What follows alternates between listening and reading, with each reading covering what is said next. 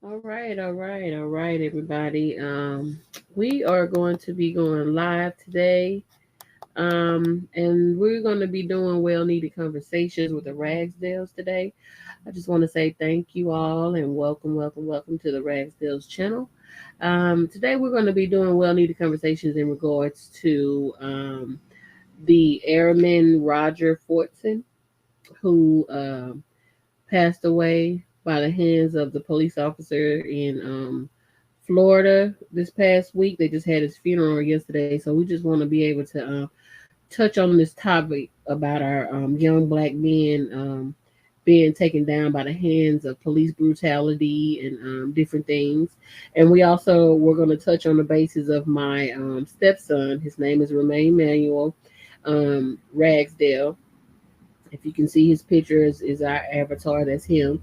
And we're going to be able to touch on those subjects. My husband is going to have a conversation with you guys about the loss as a parent and how parents are feeling. Men, they I know they're always talking about the way a mom feels when she loses a child, but so many times they leave out the father, which they shouldn't, because it takes two to make a child. You know what I'm saying? So we just want to touch on these topics today. It's been a really touchy subject over the past few days. We actually watched a funeral yesterday about Mr. Fortson and his untimely death by the hands of the police officers. And it's really um, it's heartbreaking. It's really heartbreaking. I don't know how it feels to lose a child, but losing my stepson, that touched me as well. Even I got a chance to meet him one time, but I didn't get a chance to just really get to know him as a young man. But it's just I can't touch on it. You know what I'm saying? But my husband, he is gonna chime in and talk about it with you guys. And I'm just waiting for everybody to get in. We got a couple of people that will be joining the panel here in a little bit. Waiting on them to join in. But if you would like to join the panel as well, hit the link. Welcome, brother Chuck. I got the link posted in the chat. If you guys want to hit the link, that'll be fine. If you guys have something to say on this subject, we are more than welcome. You're more than welcome to join the live. Brother Chuck, I was just introducing and letting everybody know the discussion that we were going to be talking about today. The topic we were going to be talking about. Can you hear me? You on mute? Yes, I'm here. Okay, good. Okay, I was just making sure you could hear. Okay. Okay. So we're just waiting on everybody to join the panel. We got a few more that are going to be coming in, but I'm going to be showing some clips of the press conference as well as a few clips from the funeral. I don't know if I'm going to do that, but we'll see. But I am going to show a few clips from the press conference in regards to them talking about the new details that come up on the case. And because at first, they were saying that the police officer, he wasn't hiding behind the peephole. So when the young man came to the door, he came to the door with his gun, and rightfully so. That's his home. He had all rights to protect himself at his home. If he's answering the door and not knowing who's there, I don't blame him for that. So we're gonna just touch on those topics today. Like I said, I'm gonna show a few clips from the press conference and a few clips from the news articles and different things like that. And you guys just be able to chime in and give your feedback about and your opinions on it and whatever. And yeah, I don't know. It's a real touchy subject. But go ahead and start. Okay. All right, Pastor Rags. He just joined us. Pastor Rags is my husband. As I was stating to you guys before, he's going to touch bases with you guys. He's going to talk about his son, being taken down, being uh, murdered by the hands of the police force here in Grand Prairie. I posted it in the details of the live, so you guys can go in and read that. And I'm also going to post a newspaper article about that as well, so you guys can read about it and get a better understanding as to that, because they didn't get a lot of news stream in regards to his death. when it come down to being murdered by the hands of the police here. They just swept it all up under the rug. Nothing was done about it, and I honestly think that that was really, really faulty. But as I said, it's going to be a well needed conversation today. We got a couple more people that we're waiting on to join in. But in the meantime, Rags, if you want to unmute and talk, can you hear me? Yes, I can hear you. I was talking to Rags. Oh, Can y'all hear me? Yeah, I can hear you now. Yeah.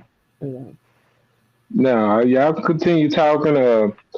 This like what we talking about is this deal with this brother, the Air Force guy. This what's his name? Jason. Roger. Roger Forster. Uh, the way he was murdered and gunned down, the police officers, they have a little too much authority.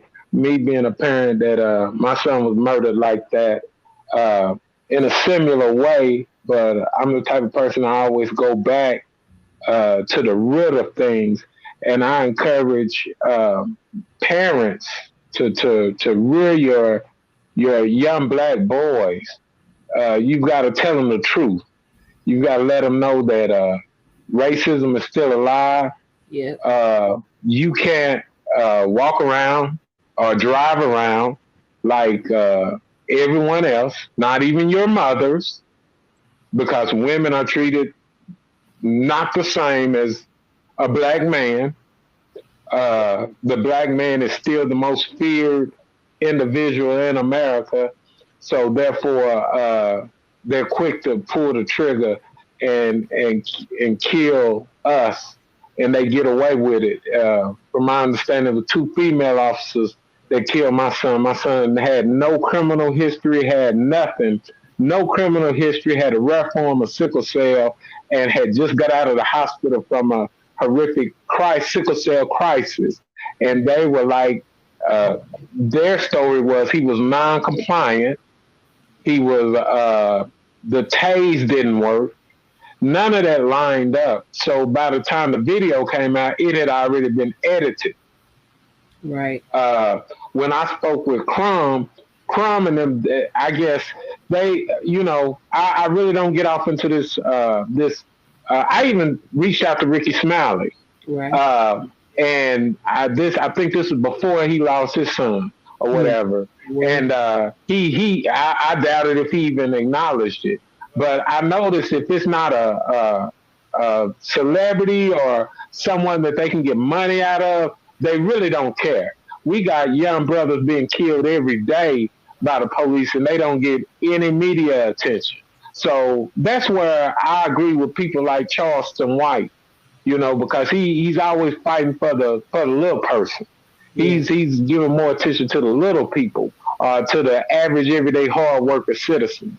And like I said, my son had no criminal history, no nothing. He was a manager at, I think, UPS. One of these, UPS. He was a manager. He was working hard with sickle cell. He was working hard, always working and doing the best he could as a young growing man. But they were able to take his life, and as far as I know, they were just reassigned or whatever, got paid leave, and went right back to work. Yeah. And no one cares. And I understand. I'm a black man in America. Black people don't care. We really don't care until it hit our own home. Yeah. And if you live long enough, if you blessed to live long enough, it will hit your family in some kind of form or fashion. No one could have told me in a million years that I would have got that call on July 13, 2022. No, I wouldn't have ever thought that, because I was told my son wouldn't live to be 13 because of sickle cell. Right. But I reared my kids to I always told my son, when he said, well, I have sickle cell, repeat yourself, I have sickle cell. Okay, you have sickle cell, so therefore you control sickle cell. Sickle cell does not have you. So that's the way I reared him. Never did I think that the police, who's supposed to serve and protect, would kill my oldest child. Right. So my heart goes out to that Roger's parents, the father and mother, his siblings, and more black people. I see people get on YouTube and they fussing and fighting and talking nasty and cussing and stuff. Man, stop all that. Y'all need to be talking about some real issues, and this is a real issue that's going on, and it's not going to change if we don't change it. Yeah, that's true. That's so So true. somebody else could say something if they have something to say. Well, I spent my career as a military policeman, and these things, didn't happen so much as a military police. You wouldn't hear of this kind of things happening as much because we were held accountable. We were held accountable for when we made mistakes. I don't think civilian law enforcement are held as accountable. And let's face it, they have a lot of tools in their pockets. They have they first they pull that card, officer safety. I fear for my life. Yeah. That's going to be behind them. They're going to get paid administrative leave, so they're not going to lose any money that way. And then they're going to get investigated by their own agency. And then they have a very strong police union. They have qualified immunity. You got a majority of the population that backs the blue. And you have the justice system behind them. The politicians are behind them. But yeah, the cameras are holding them a little bit more accountable now. And cameras are starting to shed a light on police practices. And people are starting to find out that, some of their tactics are not as good. I watched the video where he was shot, and he had the gun his firearm was pointed down toward the ground, and he had his right arm up in a peaceful gesture. So do I think from the outside looking in that the cop fired prematurely? Yes, I do. But then on the other hand, if I put myself in his position and I was there, I had to make that decision in a split second, because it takes less than a second for someone to pull up a firearm and pull the trigger, right? So you're making that decision very quickly. I would like to think that if I was in that position, I wouldn't have fired so prematurely. But if I was there, I don't know.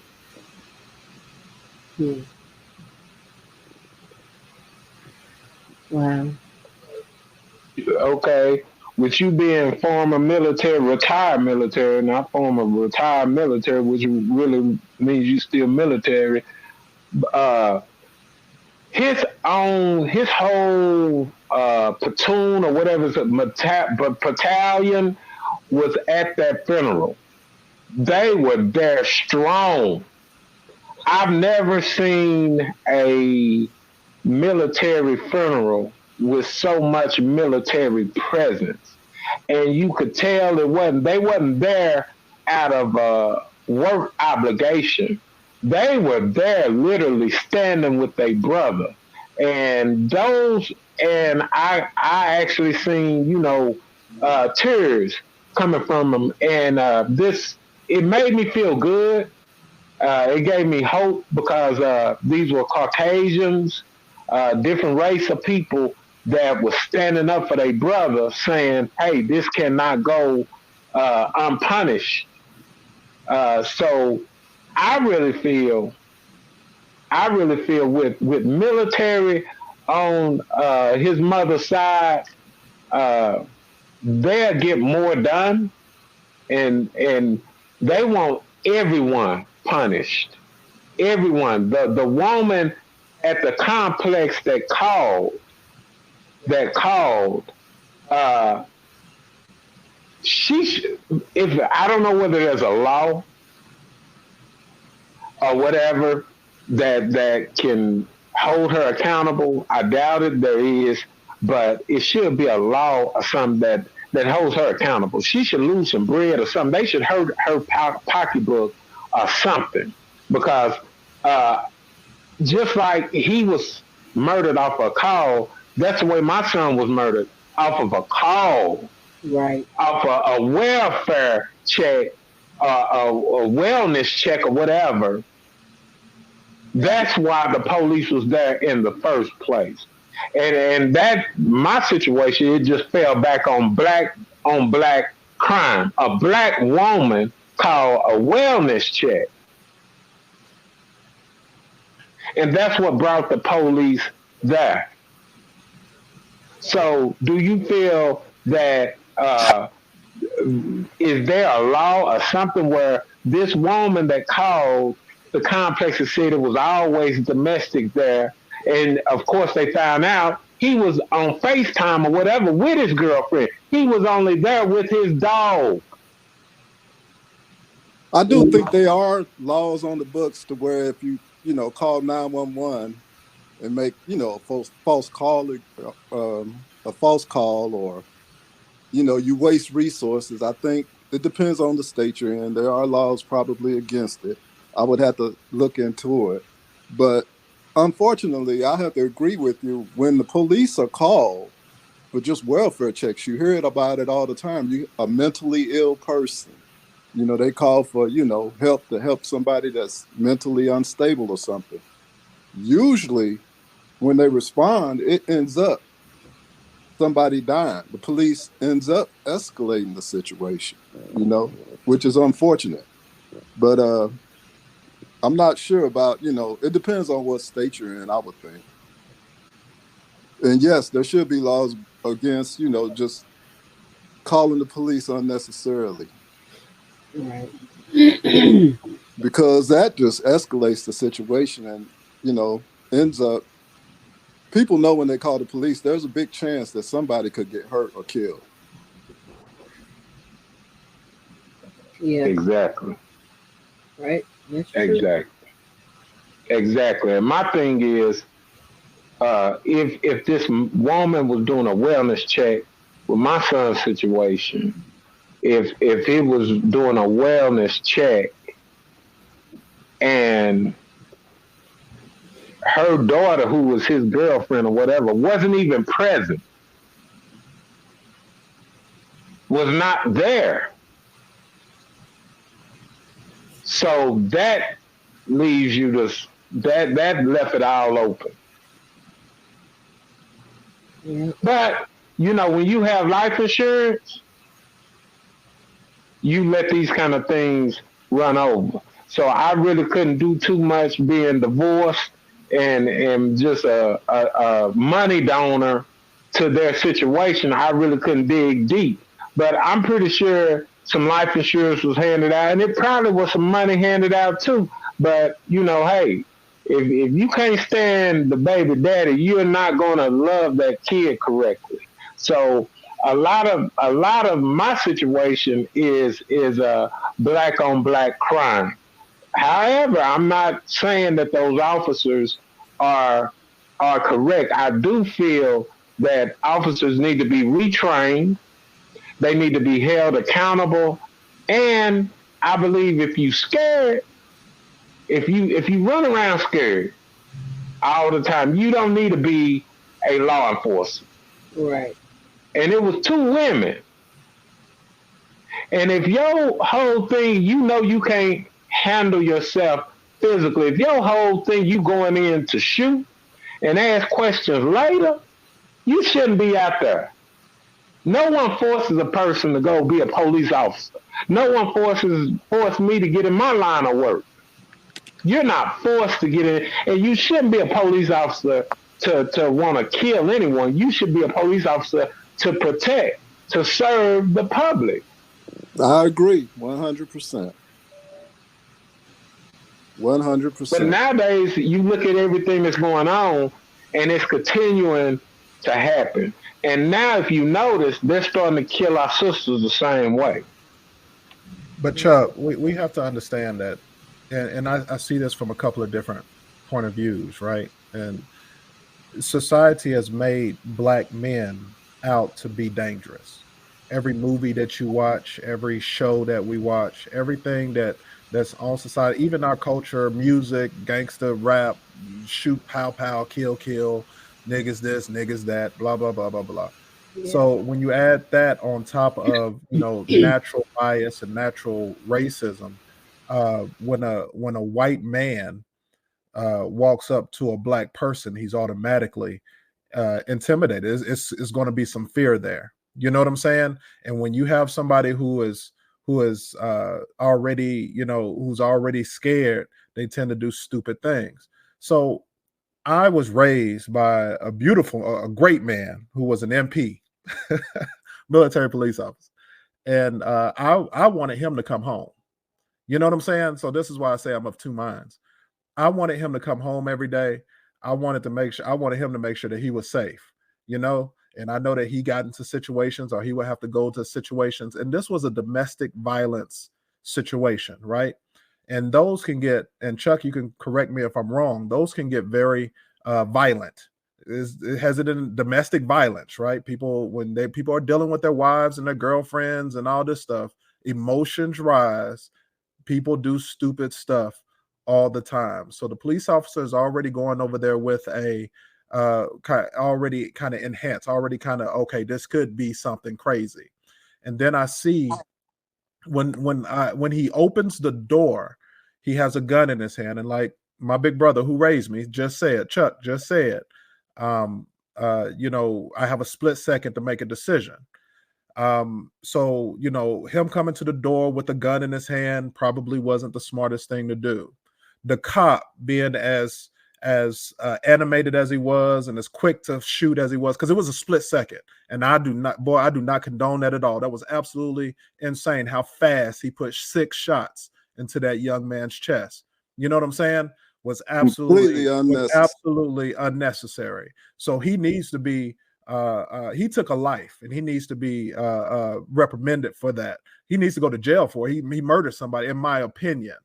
And because he is the police officer, he is the leader in that situation. He is supposed to be, you know, and there should be more accountability, because you're the person that's in charge of that situation, right? Yes, the black man should have come to the door with the gun in his hand, but the gun was pointed down. You're supposed to be more mature than that. You're supposed to know and be highly trained and have the training and the expertise in the situation. You should have been able to de-escalate the situation, or at least to try to de-escalate the situation. Now, the thing that really upset me about it is how he treated him after he shot him. Did you hear how he was talking? He was still yelling and screaming at the man. He was like, yo, the gun is no longer here. It's over there. Yes, you make the mistake and you shot him. But if he would have just shot him once, or whatever the training says, twice or whatever, that young man could still be alive today. But he put 6 shots into him. And then instead of hurriedly getting over to him and trying to stop the bleeding or do whatever that police officers are supposed to do until paramedics arrive, he stood over him, yelling at him. You know, it was just it was inexcusable. And it's absolutely crazy it's absolutely crazy to me how nobody else is talking about it. Like we should be if this was a white child, if this was a white person, this would be all over the news. Like I would be seeing this everywhere. People would be standing up. There would be riots about it. But nobody, when a black man, a serviceman, somebody who has protected our country and who has went to war for us to protect us with no priors, nothing, gets shot 6 times by a police officer, and there's nobody other than us. Like, before you sent me this, I had not heard about it. Wow. And that's absolutely insane to me. And it's wrong. I watched the funeral, and the guy at the end of the funeral service that gave the pastor there that gave the final, words, he said something that really needed to be said. And it was really, it probably was uncomfortable for some people, but it needed to be said. And that's, I'm glad that funeral was televised nationwide, and a lot of people, it got the publicity that it needs. Let's just see if people will act on it now. But yeah, I feel the same. I feel like the guy should be held accountable. As law enforcement, like I said, if I was in that situation, I would hope that I would be able to exercise that right, because we are here to protect. I mean, police officers are there to protect and serve, but nowadays they just shoot first, and then worry about the consequences later, which a lot of times they know there may not be any consequences. So that's why they do it. I think if they are held more accountable, which is starting to happen now because of video cameras and things, I think hopefully, and this optimistically speaking, that some of these things are kind of calmed down. And they need to be retrained, because the way they look at it now is, don't take no risks, shoot immediately, and then worry about the consequences later. And it shouldn't be like that, in my opinion.